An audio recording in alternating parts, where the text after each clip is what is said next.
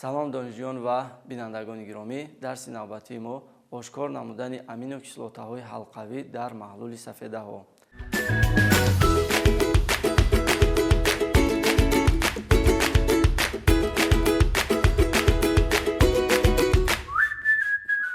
бинандагони гиромӣ ва донишҷӯёни азиз, сафедаҳо пайвастагиҳои калонмолекулаи органикӣ дар табиат васеъпаҳншуда мебошанд, ки дар сохтори онҳо нақши аминокислотаҳо хеле муҳим мебошад ва барои ошкор намудани аминокислотаҳои ҳалқавӣ реаксияҳои гуногун дар озмоишгоҳҳо пешбинӣ шудааст. бинандагони гиромӣ ва донишҷӯёни азиз, ба аминокислотаҳои ҳалқавӣ триптофан, фенилаланин ва тирозин дохил мешаванд, ки онҳо дар сохтори сафедаҳо хеле фаъолона иштирок мекунанд. бинандагони гиромӣ ва донишҷӯёни азиз, барои ошкор кардани аминокислотаҳои ҳалқавӣ дар сохтори сафедаҳо мо аз маҳлули сафеда ва як қатор таҷҳизотҳои химиявӣ истифода менамоем. бинандагони гиромӣ ва донишҷӯёни азиз, ҳангоми илова намудани маҳлулҳои консентронидаи кислотаҳо ба болои маҳлули сафеда, дар натиҷа пайдошавии ранги зард мушоҳида мегардад, ки ҳангоми гарм кардан ва нигоҳ доштани он ва илова намудани маҳлули ишқори натрий тағйироти дигари сифатӣ ба вуҷуд меояд. бинандагони гиромӣ ва донишҷӯёни азиз, барои анҷом додани таҷриба мо аз маҳлули сафеда истифода менамоем. барои гирифтани маҳлули сафеда мо 2 мл аз маҳлули 1% сафеда гирифта ва баъд аз гирифтани маҳлули сафеда мо ба болои он аз маҳлули консентронидаи кислотаи нитрат истифода менамоем. донишҷӯёни азиз ва бинандагони гиромӣ, кислотаҳо пайвастагиҳои химиявӣ мебошанд, ки ба сохтори пайвастагиҳои органикӣ таъсир расонда, пайвастагиҳои органикӣ аз таъсири кислотаҳо ба вайроншавӣ ё денатуратсия дучор мешаванд ва ҳангоми истифода намудани кислотаҳо дар озмоишгоҳ бояд эҳтиёткор бошем. ҳамзамон ҳангоми илова намудани кислотаи нитрат ба болои маҳлули сафеда, мо ба тавассути девори пробирка кислотаро илова мекунем.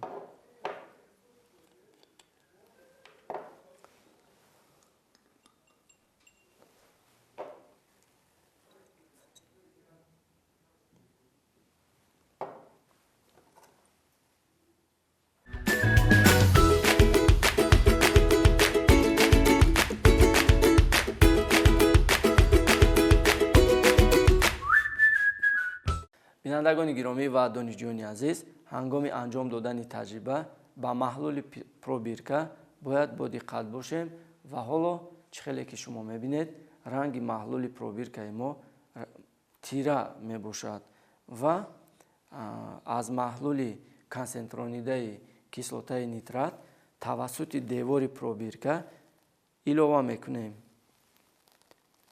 ва мебинем, ки чӣ тағйирот ба вуҷуд меояд. албатта мо қатра илова мекунем ва мебинем, ки чӣ ҳодиса дар таҷрибаи анҷомдодаи мо рух медиҳад.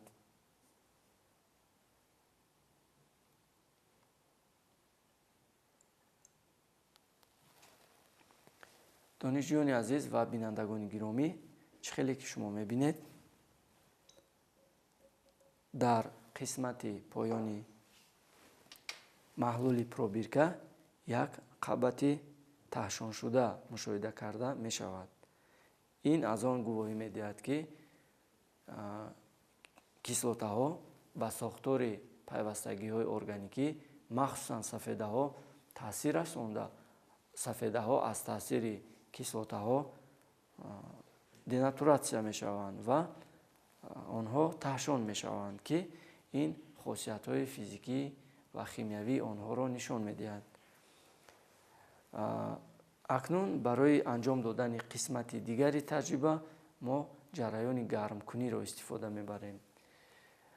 бинандагони гиромӣ ва донишҷӯёни азиз, гармкунӣ тавассути спиртовка анҷом дода мешавад ки дар ин самт низ эҳтиёткор будан зарур аст. ва дар ҳоли зиёдтар нигоҳ доштан пурра маҳлули пробиркаи мо таҳшон мешавад ва дар натиҷа қисмати болои маҳлул рангаш шаффофтар мегардад. ва акнун мо барои анҷом додани гармкунӣ аз шӯълаи спиртовка истифода мекунем.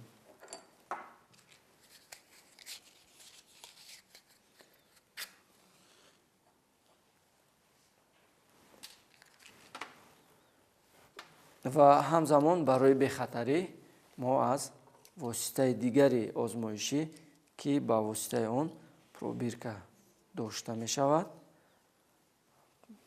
истифода менамоем.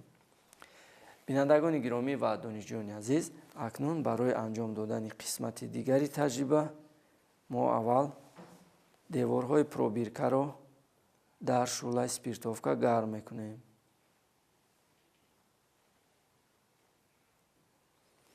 ва ҳамзамон мушоҳида менамоем ки тағйирот чӣ гуна мешавад.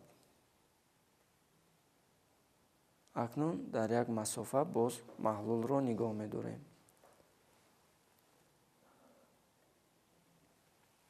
донишҷӯёни азиз ва бинандагони гиромӣ, мувофиқи дастурамал, ранги маҳлули пробиркаи мо ҳангоми гарм кардан зард бояд шавад.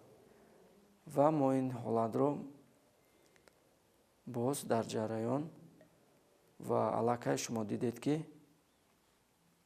ранги маҳлул зард шуда истодааст. донишҷӯёни азиз ва бинандагони гиромӣ, ҷараёни гармкунӣ набояд босуръат бошад ва ҳатман дар ҳарорати муайян ва дар як ҳолати оромӣ нигоҳ доштан зарур аст.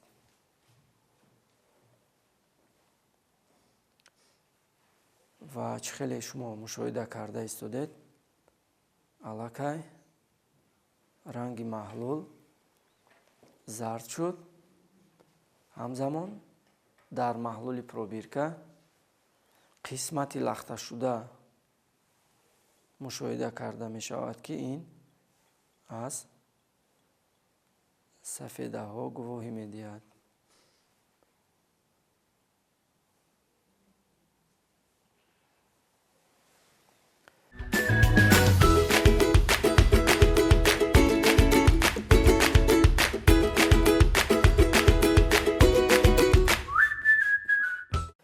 донишҷӯёни азиз ва бинандагони гиромӣ, мо ҷараёни гармкуниро анҷом додем ва чӣ хеле ки шумо мебинед, дар маҳлули пробиркаи мо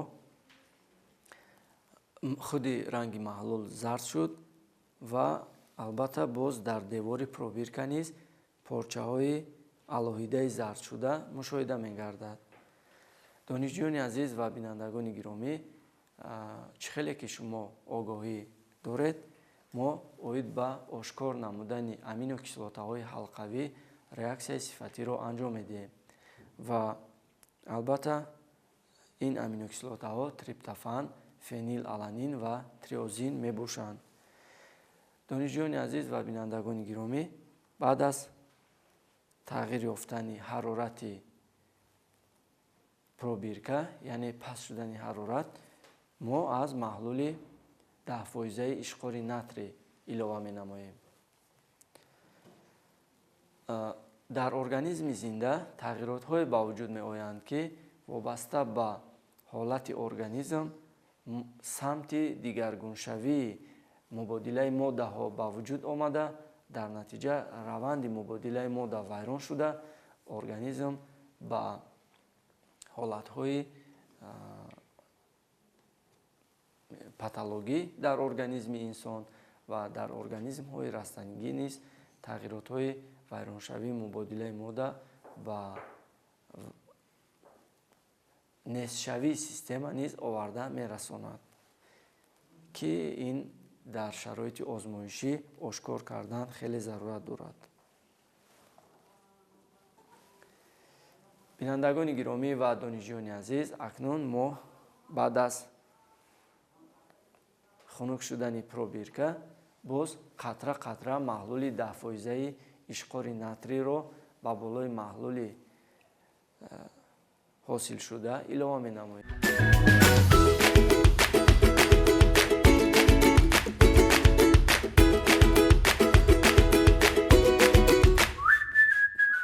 ҳангоми илова намудани маҳлули 10% ишқори натрӣ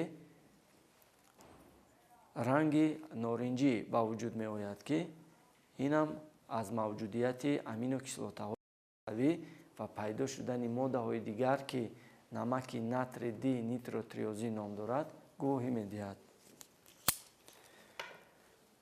ва акнун боз аз маҳлули ишқори натрӣ истифода менамоем.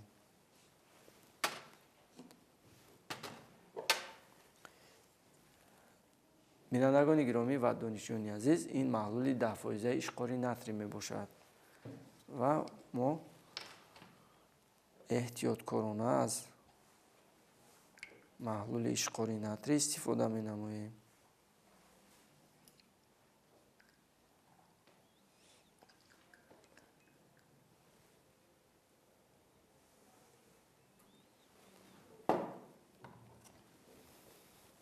донишҷӯёни азиз ва бинандагони гиромӣ, бо диққат бошед ва мебинем, ки чӣ хел ранги зарди норанҷӣ ба вуҷуд меояд.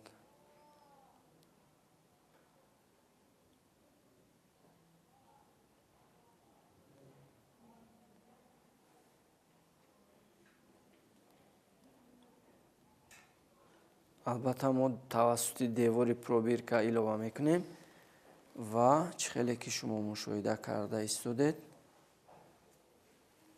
дар деворҳои пробирка пайдошавии ранги норанҷӣ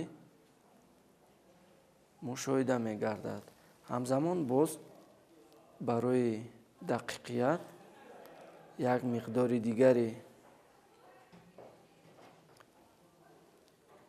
маҳлули 10% ишқори натрӣ ҳамроҳ мекунем.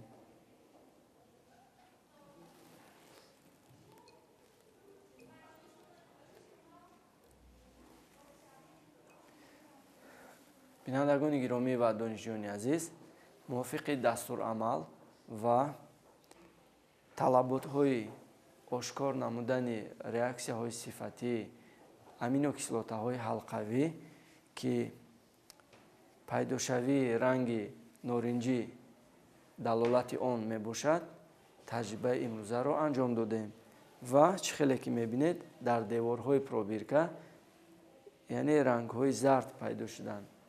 ин аз реаксияҳои сифатӣ бо истифодаи реаксияҳои сифатӣ анҷом дода шудааст ва моддаи ба вуҷуд омада намаки натри ди нитротриозин мебошад, ки инам мақсади асосии таҷрибаи имрӯзаи мо ба ҳисоб меравад.